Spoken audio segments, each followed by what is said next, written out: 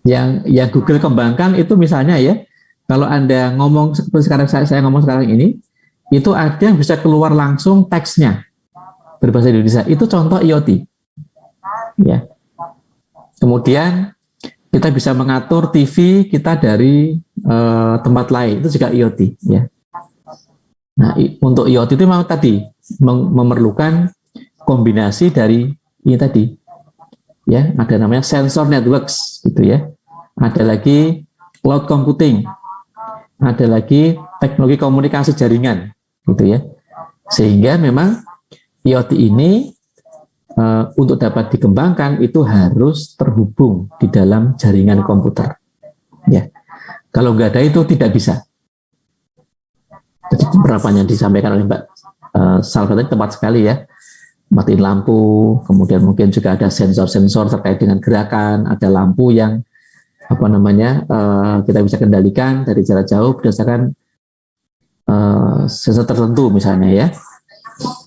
Yang mungkin lagi dikembangkan itu misalnya sensor bau. Nah, itu masih dalam penelitian ya. Bagaimana kita bisa mengirimkan bau dari jarak jauh. Nah, sekarang belum, tapi itu hal yang menarik untuk diteliti ya. Baik. Tadi ini, Prodi kita itu berusaha untuk membawa Anda semua itu memperdalam baik firmware maupun software ya. Tidak di hardware, juga tidak di ranahnya kebanyakan sistem informasi. Manajemen tidak ya. Meskipun ada mata kuliah yang berkaitan dengan itu, tapi fokus kita ada di kotak yang tengah ini. Nah, oke. Ini adalah data. Saya ingin menunjukkan bahwa prodi kita ini meskipun baru, ternyata peminatnya sudah lumayan cukup banyak ya. Kita tidak kalah dengan prodi lain di UNJ. Untuk keketatannya cukup tinggi. Karena saya berterima kasih sekali kepada semua yang sudah memilih prodi ST sebagai tempat Anda untuk belajar. Ini adalah tampilan di namanya PDDikti ya, Pangkalan Data Dikti se-Indonesia. Jadi program studi yang menyelenggarakan sistem data informasi itu awalnya pada saat prodi ini berdiri tahun 2020 atau 2019 akhir itu hanya ada tiga program studi yang namanya sistem dan regulasi di Indonesia. Itu tahun 2019 akhir. Yang paling tua itu ada di ITB. Ini ya. ITB jadi nomor 2 ini. Ini paling tua ini. Ya. Kemudian tahun 2021 sekitar bulan Mei ya, bulan Mei, itu sudah berkembang menjadi 10 program studi. Nah, sekarang mungkin sudah berkembang lagi. Coba kita lihat ya. Saya mungkin stop sharing ini.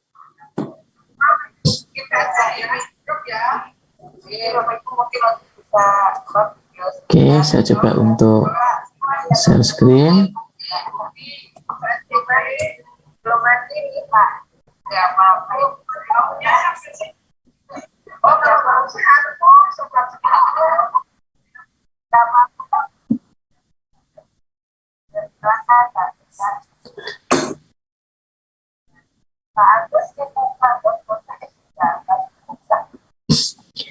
Baik, ini adalah tampilan PDDikti. Ya. Anda semua juga wajib untuk mengetahui ini ya, karena kalau ingin mengetahui informasi tentang program studi ada di sini ya, ketentuan sini. Ini bisa untuk mencari hal-hal yang berkaitan dengan pendidikan tinggi, baik perguruan tinggi, program studi, bahkan nama Anda. Saya pun di sini ada ya, jadi kalau Anda catat aja ya, Libur Sugianta. Ya, ada ini ya. Pak Libur ini nomornya sekian ada di UNJ, gitu ya. Jadi ada. Kalaupun misalkan saya cek sekarang ya, misalnya Firda Dela Irawan, Firda Dela Irawan.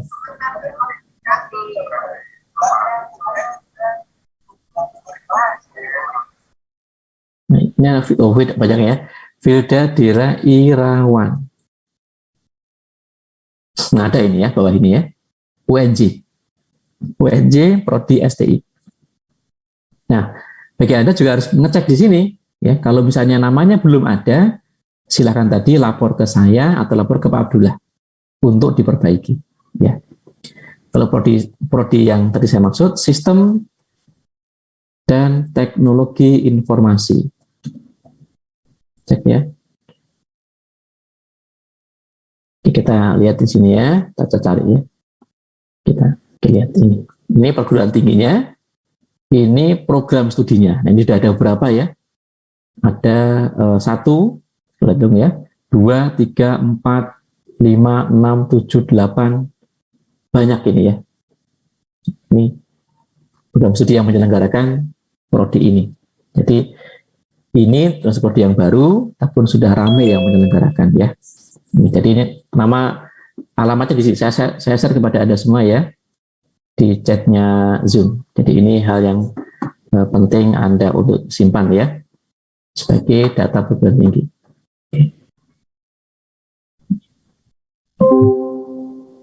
Ini silakan, ini adalah alamat untuk PD Dikti. Oke. Saya balik yang tadi lagi. Oke. Baik. Oke, baik. Itu untuk tabel ini.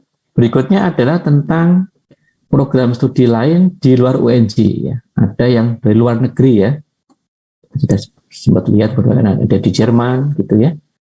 Ada lagi di Afrika, ada lagi di Norwegia.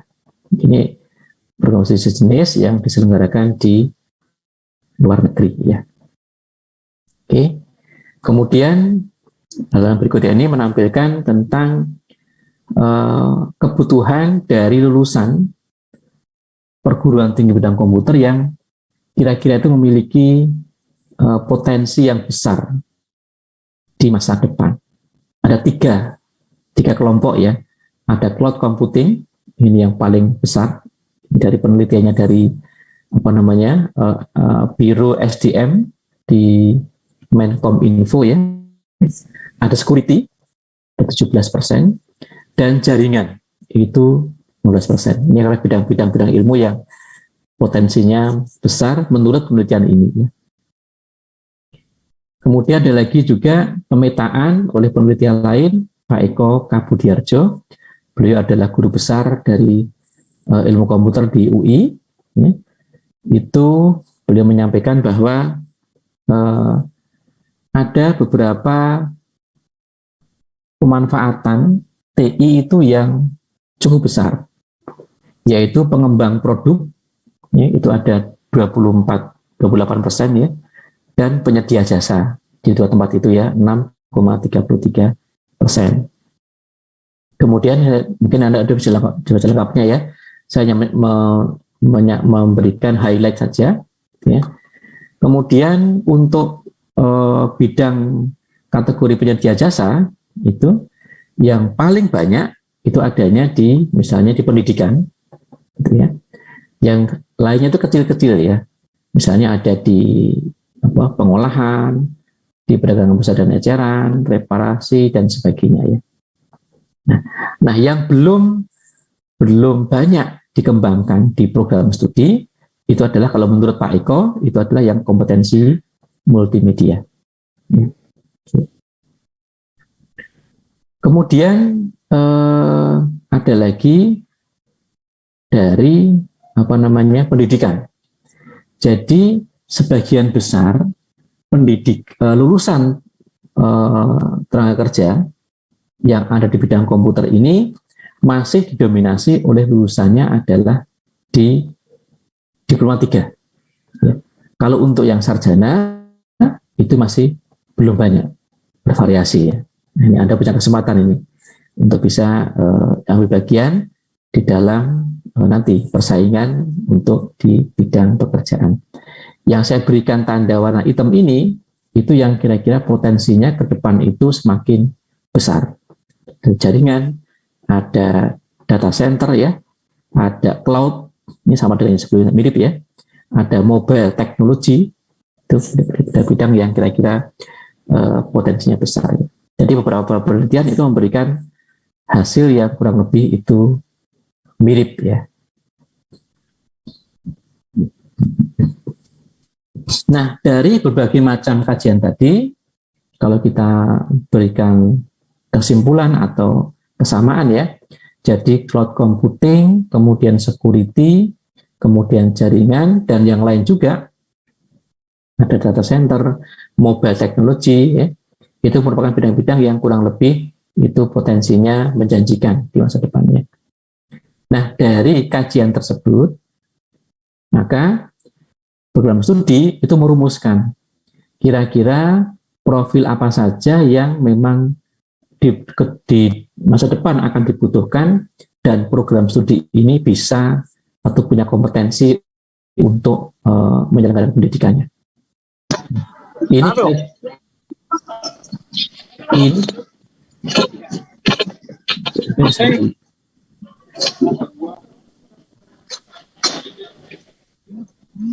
ada yang bocor ya kayaknya ya. Ya, baik. Ini kira-kira ada 23 ya, profil lulusan yang sangat relevan dengan program studi dari keunggulannya di IoT ya, dan memang dibutuhkan atau punya potensi besar di masa depannya.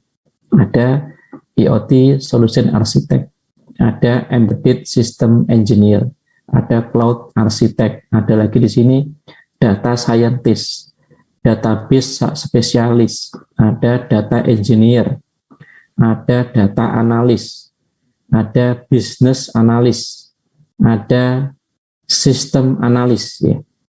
Itu di antara beberapa profesi yang berkaitan dengan program studi kita. Saya menduga mungkin ada beberapa dari Anda yang nama-nama profesinya itu belum begitu familiar. Memang ini kita ambilkan dari rujukan di luar negeri ya. Di sana sudah dipetakan profesinya itu ini, seperti ini dengan kemampuan yang ditetapkan ya. Yang S ini artinya staff. Jadi ini dapat diisi oleh fresh graduate, lulusan yang baru selesai. Yang 6 ini artinya level 6. Kalau sarjana itu level 6. Kalau diploma 3 itu level 5. Kalau profesi itu level 7. Kalau magister level 8. Kalau doktor itu level 9. Paling tinggi 9 di KKN di Indonesia ya. Jadi kalau dibacanya pertama ini misalnya Cloud Architect. Cloud Architect itu dapat diisi oleh mereka dengan kualifikasi level 6, lulusan sarjana. Kalau pengalamannya baru 2 tahun, ya, maka bisa menempati jabatan sebagai staf. Itu kira-kira. Bacaan seperti itu. Mungkin yang nomor 7 ya. Wi-Fi Network Administrator. Ini KKN level 6, lulusan sarjana. Kalau pengalamannya 5 tahun, udah lebih senior begitu ya, maka dapat menempati jabatan middle management. Jadi manajemen menengah. Nah, di program studi kita, tadi saya sampaikan bahwa yang pengalaman 2 tahun ini tidak harus diperoleh saat Anda nanti selesai atau lulus ya, tapi dapat diperoleh selama Anda pendidikan. Dari mana? Jadi saya sampaikan, dengan adanya program MBKM tadi. Jadi Anda bisa memperoleh pengalaman itu tidak harus menunggu Anda lulus dulu. Karena di program MBKM ada skema untuk magang. Magangnya itu bisa 6 bulan sampai 1 tahun. Ya. Dan itu dapat dikonversi sebagai pengalaman menambah dari ijazah yang nanti akan Anda peroleh. Gitu ya. Nah, 23 profesi ini itu tidak semuanya. Kalau semuanya itu ada di lampiran, ya. Lampiran yang paling belakang. Di lampiran Bawa lagi ya. Banyak ini dokumennya ya, halamannya ya. Nah ini, lampiran, ini lampiran 11 ya. Di lampiran, tadi, di bab 11 tentang lampiran ya. Di sini, itu ada banyak sekali profesi atau job title namanya ya, bidang komputer untuk semua area ya, tidak hanya untuk yang relevan dengan prodi kita, semua area ya. Kurang lebih itu ada berapa ini? 300, bukan 500 ya, ada 550 nama pekerjaan atau profesi yang berkaitan dengan bidang komputer. Masih menggunakan bahasa Inggris karena memang mengacu pada rujukan yang ada di luar negeri ya. Kalau di kita sangat mungkin sekali ya yang sekarang itu belum kedengeran, tapi mungkin kalau pas Anda nanti lulus ya, kalau Mbak Firda kan angkatan tahun 2020, mungkin 2024 atau 2025 itu akan dibutuhkan ada banyak pekerjaan-pekerjaan yang memang saat ini barangkali belum terkenal atau belum rame ya. Nah, kita harapannya demikian ya. Program studi itu akan berusaha untuk menciptakan lulusan yang dibutuhkan enggak sekarang ya, tapi begitu mereka lulus itu memang sesuai dengan kebutuhan industrinya. Kira-kira begitu. Baik, ini udah hadir, ini ada Pak Abdullah. Pak Abdullah ini tadi saya sampaikan membantu program studi berkaitan dengan administrasi ya. Pak Abdullah ini. Pak Abdullah bisa mendengar suara saya, Pak Abdullah? Ya, Pak. Nah, Pak Abdullah ini ada mahasiswa baru angkatan tahun 2020 ya. Jadi untuk nanti berkaitan dengan administrasi atau persuratan, saya sampaikan dapat menghubungi Pak Abdullah. Kita Pak Abdullah ya. Ada Pak Abdullah. Akhirnya kendala komunikasi Pak Abdullah kayaknya ya. Baik, makasih Abdullah sudah hadir ya. Baik. Berikutnya ini adalah profil lulusan program studi. Ada 4 profil yang kita canangkan ya. Ada developer untuk smart system, ada network specialist, ada data scientist, dan ada IT consultant. Di sebelah kanannya adalah definisi dari masing-masing profil tersebut. Profil itu mendekati kepada profesi tadi. Jadi dari 23 profesi ini, ya, itu kalau kita kelompokkan sebagai profil lulusan program studi, itu kurang lebih ada 4 ini. Misalnya, contohnya ya, untuk yang IT consultant, itu berkaitan dengan profesi yang dari mulai nomor 19 sampai nomor 23. Itu berkaitan dengan IT consultant. Untuk yang data scientist misalnya ya, itu berkorelasi atau berkaitan dengan profil dari nomor 13 sampai nomor 18. Jadi itu pengelompokan dari profil-profil yang relevan ini menjadi profil lulusan program studi. Tentu Bapak dan mahasiswa semuanya dan Bapak dosen bahwa kita mengharapkannya seperti ini. Ini idealnya. Jadi nanti kalau Anda lulus itu idealnya sesuai dengan harapan dan ilmu yang diajarkan di program studi itu akan masuk berprofesi di salah satu dari 4 profil ini. Sekali lagi, kalau Anda bekerja itu kan memang kadang-kadang ada faktor lagi ya, ada nasibnya juga gitu ya. Tahu-tahu di yang lain, ya nggak apa-apa juga gitu. Tapi harapan kita adalah bahwa Anda tidak lepas dari 4 profil ini. Nah, sebagai wirausaha boleh, tapi juga wirausahanya misalnya tidak jauh dari 4 profil ini.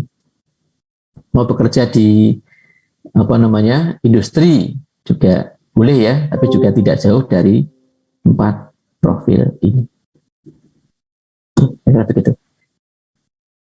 Kemudian ada CPL ya. CPL itu adalah capaian pembelajaran lulusan. Ini ada yang coret-coret Saya nggak tahu gimana cara menghapusnya ya, Pak Ali atau sudah tahu ya. Saya belum tahu cara menghapusnya gimana ya. Surat ini ya. Oke, CPL kita ada 4 domain ya, ada sikap, ada pengetahuan, ada keterampilan umum, dan ada keterampilan khusus. Yang sikap ada 12, keterampilan umum itu ada 12 juga ya, pengetahuan itu ada 6, dan keterampilan khusus itu ada 6 ya. Jadi ini kira-kira kompetensi-kompetensi yang harus Anda penuhi sebelum Anda lulus ya. Jadi ini ada 6, 6, 12, 12 ya. Yang sikap itu memang harus Anda penuhi ya. Ini bentuknya tidak harus dalam bentuk mata kuliah ya. Bisa dalam bentuk keseharian atau sikap perilaku di dalam mengikuti pembelajaran ya. Kemudian keterampilan umum juga demikian ya. Misalnya mampu menunjukkan kinerja mandiri, bermutu dan terukur. Ini dinilainya bisa bersamaan dengan penilaian mengenai penugasan. Oh, bisa kerja mandiri ini, nggak nyontek misalnya, nggak ada kerjaan dia itu yang plek sama dengan yang lain, hanya ganti judulnya aja, nggak begitu ya. Jadi penilaiannya itu bisa bersamaan dengan pelaksanaan kegiatan yang lain ya. Kemudian untuk yang pengetahuan sama keterampilan khusus, ini 2 domain ini ya, pengetahuan dan ini yang dinilainya memang dari penugasan, dari ujian yang diberikan oleh Bapak Ibu dosen ya, untuk yang pengetahuan dan keterampilan khusus. Ini matriknya, hubungan antara CPL, capaian pembelajaran lulusan, dengan profil lulusan ya. Untuk sikap semuanya masuk ya. Keterampilan umum juga semuanya masuk. Yang membedakan ada di pengetahuan dan keterampilan khusus ya.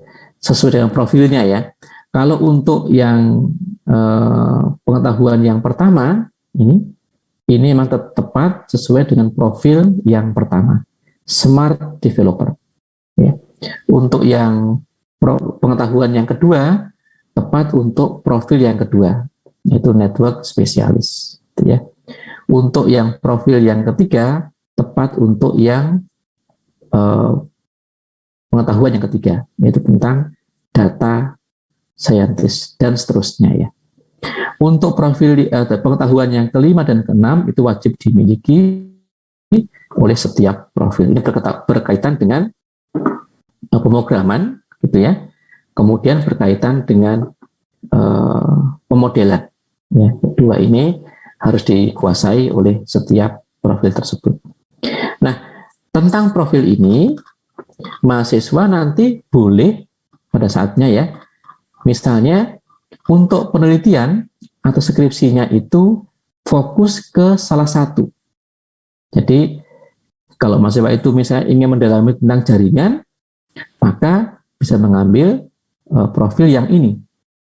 Artinya kalau mengambil profil yang ini, tentu aspek pengetahuan dan keterampilan khusus yang berkaitan dengan network ini harus dikuasai. Misalnya misalnya begini, bahwa ini ada, kita kembali ke matrik ya. Misalnya mahasiswa ingin mendalami tentang jaringan, sehingga skripsinya dia, penugasannya dia, mungkin magangnya juga di tempat yang berkaitan dengan jaringan. Maka pengetahuan tentang algoritma atau konfigurasi wireless sensor network, ad hoc network, mobile computing, komputasi awan itu harus dikuasai. Nanti di bawah akan ada hubungannya bagaimana pengetahuan itu yang profil ini, yang P2 ini akan dimasukkan ke dalam beban mata kuliah. Jadi mata kuliah apa saja yang mendukung untuk pengetahuan yang P2 ini. Sekali lagi contohnya ini apabila mahasiswa tersebut ingin mendalami berkaitan dengan network spesialis profil yang nomor Ya, selain P2, pasti yang P5 sama P6 itu juga wajib dikuasai. Meskipun di jaringan harus bisa pemrograman juga, ya. Harus juga melakukan pemodelan juga, ya, simulasi. Ya. Kira-kira itu membacanya, ya. Untuk yang KK atau itu juga demikian. Tadi misalnya ingin belajar tentang jaringan, berarti harus menguasai yang KK2 ini, bisa merancang. Jadi kompetensi paling tinggi yang ada di keterampilan untuk mereka itu merancang. Ya. Merancang itu lebih tinggi dari menerapkan. Jadi ini yang paling tinggi, merancang atau mendesain, itu mirip ya. Itu yang kita harapkan, bisa mendesain. Kalau pengetahuan itu menguasai. Menguasai itu lebih tinggi dari memahami. Sudah paham, kemudian menguasai. Itu level yang penguasaan. Kalau keterampilan itu bisa mendesain atau merancang. Baik, ini adalah beberapa body of knowledge (BOK) ya, atau bahan kajian yang berkaitan dengan program studi kita. Ya, BK ini erat kaitannya tadi ya dengan profil tadi ya. Jadi BK yang pertama itu adalah untuk yang berhubungan dengan smart developer. Ya, jadi ada bahasanya ada IoT sama ada embedded system. Ini yang dikaji nantinya. Untuk profil yang kedua tentang network spesialis ya, ada networking, ada applied networks, ada cloud computing, ada cyber security. Untuk yang profil yang ketiga, data scientist ya, ada data big data, ya, ada sistem cerdas, intelijen, kemudian juga ada manajemen informasi, ya, berkaitan dengan pengolahan data, ya, dan sebagainya. Ya, untuk yang BK nomor 4 ini berkaitan dengan profil yang terakhir ya sebagai bisnis spesialis, ya, analis ya. BK itu body of knowledge atau bahan kajian ya, sama. Untuk yang BK 5 dan BK 6 memang ini sebaiknya dikuasai oleh setiap profil. Ada bahan kajian ya BK, ada bidang kajian. Kalau bidang kajian itu rincian dari setiap bahan kajian. Nah, di sini diterangkan beberapa hal yang akan lebih rinci didalami untuk masing-masing bidang kajian. Ya. Jadi BK1 itu ada IoT tadi, ada 2, IoT sama embedded. IoT yang dibahas itu ini kira-kira. Ya. Embedded yang dibahas kira-kira ini. Ya. Ada depan itu ada kodenya, ada nomornya, ada referensinya gitu ya. Kemudian kalau adalah nama dari bidang kajian. Barangkali nama-namanya bagiannya masih belum familiar ya, masih asing ya. Tapi pelan-pelan nanti akan begitu Anda sudah banyak mengikuti perkuliahan, akan memahami kira-kira masing-masing ini apa yang dibahas, begitu ya. Oke, ada pesan.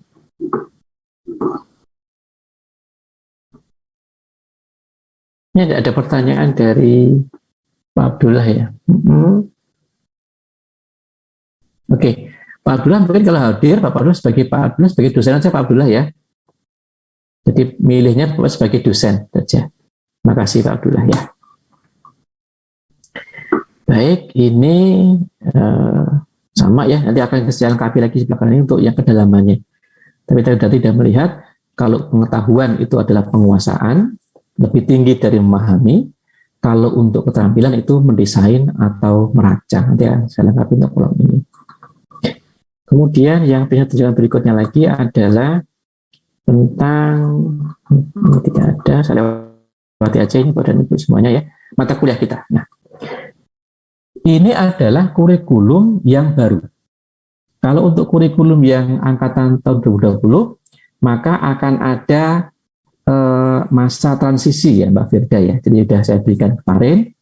Jadi ada transisi antara mata kuliah di kurikulum yang tahun 2020 dengan yang tahun 2021. Untuk ini, sajian ini untuk yang sajian angkatan tahun 2021. Jadi kurang lebih ada 15 mata kuliah universitas, SKS, SKS ya, ini kurang lebih kalau dibagi dua, ada 7 mata kuliah, ada 2 SKS mata kuliah fakultas, itu 1 mata kuliah, ada 8 mata kuliah, ada mata kuliah program studi itu ada 129 dan mata kuliah pilihan. Ya. Kalau kita jumlahkan, maka minimalnya 145 SKS, maksimalnya bisa 153 SKS. Jadi mahasiswa boleh mengambil lebih dari 144 SKS. Kalau misalnya ingin mendalami beberapa bidang ilmu ya. Bahkan sangat mungkin sekali apabila ikut MBKM tadi, MBKM itu Merdeka Belajar Kampus Merdeka, itu SKS yang diperoleh akan lebih tinggi lagi. Ya. Kemudian ini adalah sebaran mata kuliah per semester. Jadi program studi sudah menetapkan per semester itu tidak lebih beban studinya itu 20 SKS. Paling tinggi 20, bahkan banyak yang kurang. Ya, misalnya ini, untuk yang semester pertama itu ada 17 SKS. Ya. Ini ada kodenya. Kalau MKU itu mata kuliah umum universitas ya. Ini biasanya kalau MKU ini memang mata kuliah yang dikelola oleh UNJ. Jadi program studi itu ikut jadwal yang ditetapkan oleh UNJ. Ada MK, ada agama, bahasa Indonesia, kewarganegaraan, Pancasila, kemudian ada lagi 1, 2, 3 mudah ya. Ini yang wajib. Ada lagi bahasa Inggris, kemudian ada lagi logika pelajaran ilmiah itu yang tambahan dari UNJ. Ada bahasa Inggris, data raya dan pemrograman, ada logika, ada wawasan pendidikan. Yang terakhir ini menjadi ciri dari UNJ karena UNJ itu dulunya adalah IKIP. IKIP yang kemudian diberikan mandat sebagai universitas menyelenggarakan program studi yang tidak hanya kependidikan. Ya. Jadi ini meskipun Anda bukan pendidikan, tapi wajib memahami tentang wawasan ini sehingga ini menjadi ciri khusus dari UNJ. Kemudian ini adalah mata kuliah dari Fakultas Teknik, Teknopreneurship dan Inovasi. Ini wajib diambil juga ya. Kemudian berikutnya mata kuliah program studi. Ya, ini saya urutkan berdasarkan abjad ya dari mulai A sampai yang paling bawah ya. Terlebih itu ada berapa ini? 53 mata kuliah ya. Kemudian ada lagi mata kuliah pilihan itu ada kuliah kerja nyata, ada implementasi sistem terpadu ya. Kemudian juga ini ada pilihan kepada Ibu semuanya, mahasiswa semuanya boleh mengambil pilihan untuk mengikuti MBKM, Merdeka Belajar Kampus Merdeka, maksimalnya 20 SKS per semester, per semester ya teman-teman. Jadi ini per semester.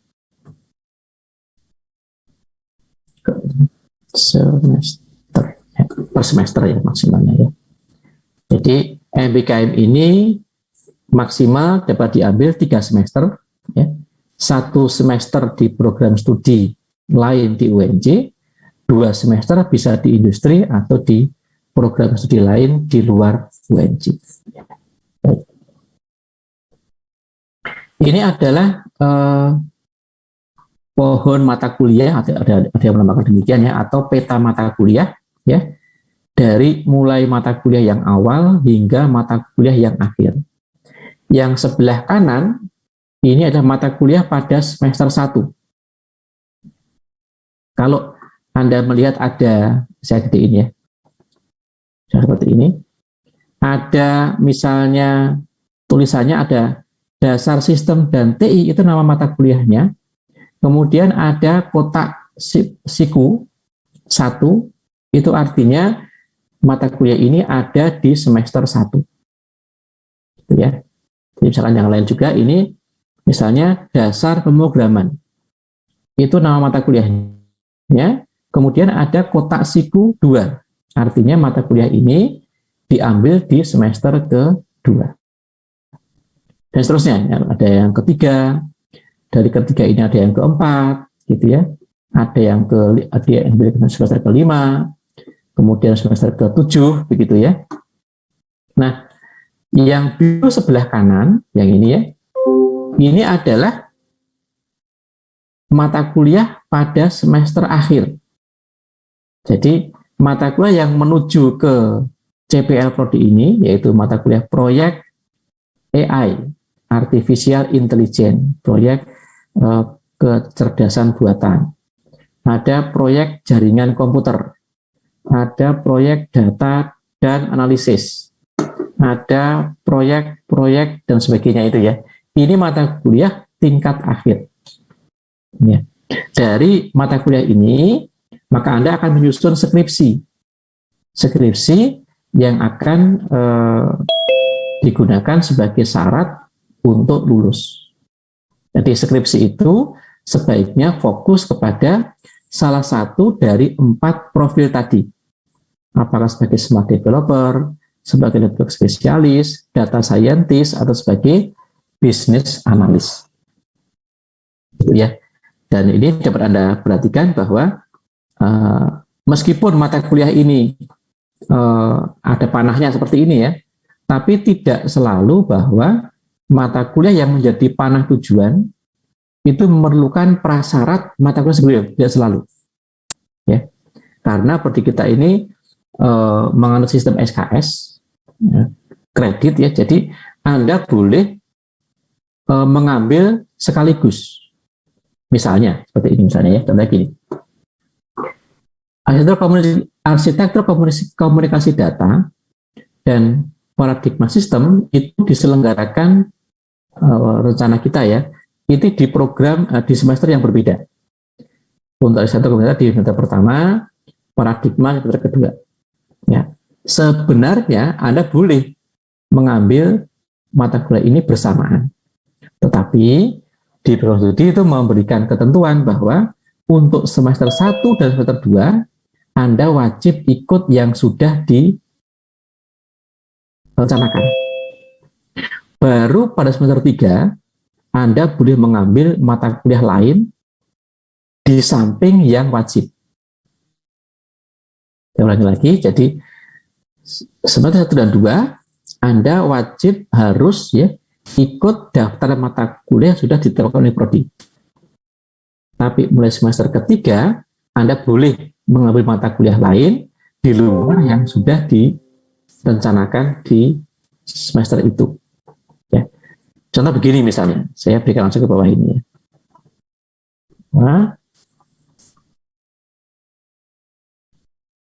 Nah, seperti ini misalkan ya, seperti ini misalnya ya. Ini untuk angkatan 2020, oke, yang saya dapat angkatan 2021 ya. Ini yang awal ini awal. Jadi ini yang semula yang angkatan pertama. Ini mungkin akan tidak kita gunakan lagi ya. Kemudian yang kita pakai yang bawah. Ini yang awal tadi revisi, ini yang digunakan untuk angkatan tahun 2020. Jadi angkatan 2020 menggunakan yang daftar mata kuliah yang babnya 7.2 di sini ya. Ini ada keterangannya ya. Ada SKS, ada teori, T itu teori, P itu praktek ya. Yang hitam ini itu mata kuliah yang awalnya ada tapi kemudian di drop karena adanya revisi kurikulum. Tapi yang sudah diambil tidak akan hangus, hanya ini menunjukkan histori bahwa mata kuliah dulunya ada, tapi kemudian dihapus. Gitu ya. Ini yang digunakan untuk angkatan tahun 2020. Kemudian ini yang untuk angkatan Anda sekarang, tahun 2021 ya. Jadi untuk semester 1 dan 2, beban Anda itu 18 dan 20. Ya, saya katakan maksimal 20 SKS per semester. Ya. Nah, untuk 2 semester ini memang Anda harus ikut yang ini saja. Ya. Mulai semester yang ketiga ini, nah, apabila IPK Anda itu minimal 3,00 IPK-nya, IPK 9,2 diakumulasi, itu minimalnya 3, Anda berhak mengambil maksimal 24 SKS.